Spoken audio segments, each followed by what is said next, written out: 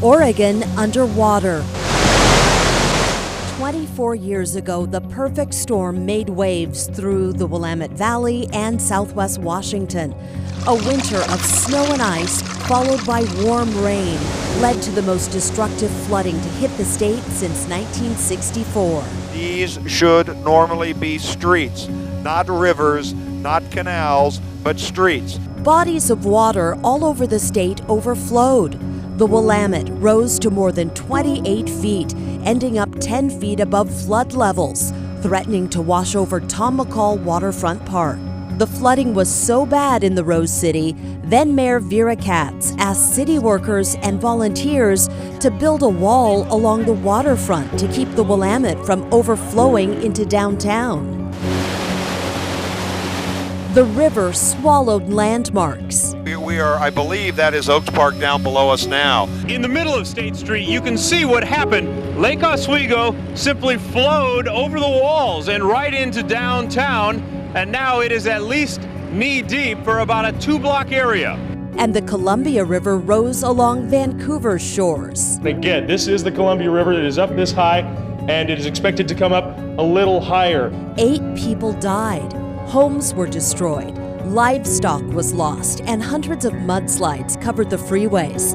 From Salem to Tillamook County, Oregon City, and Tualatin, there was no escaping the high water, leaving homeowners with few options. This is the master bedroom here, this first window. Except sandbags. Lots and lots of sandbags.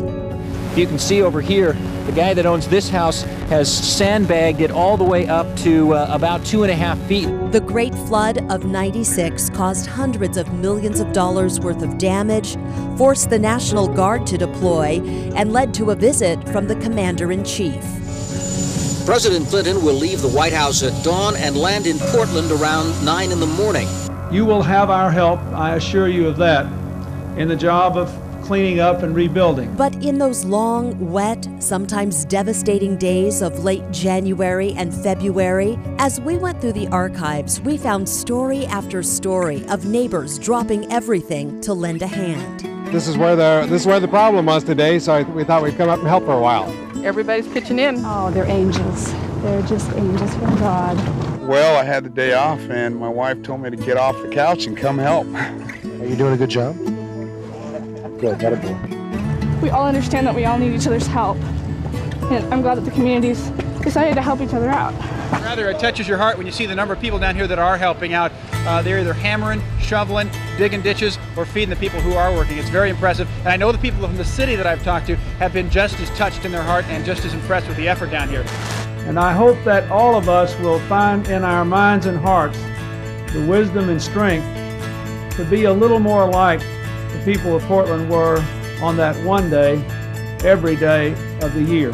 It seems only fitting that in the most trying of times, the Northwest spirit came alive for all the nation to see.